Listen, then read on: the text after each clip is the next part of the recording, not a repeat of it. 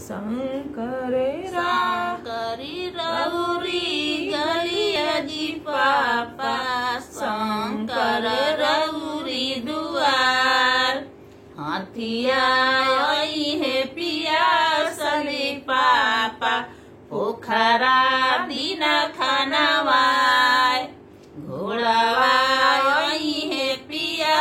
सली पापा पोखरा दिन खानावा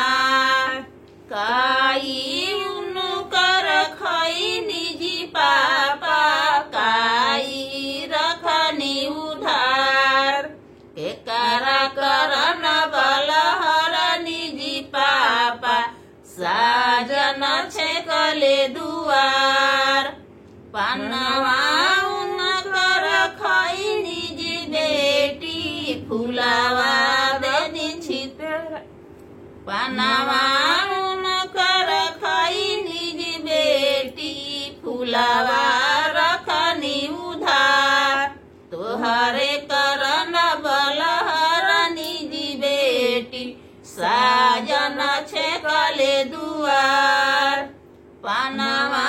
उनकर फेरी दीजी पापा फुलावा दिन छितरार हमारा के ले पापा कासे खिली जईती साजन लौटी घर जास पनवा उनकर खई बोली बेटी फुलावा देवो छितरा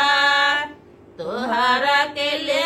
बेटी जाहे बैठइबो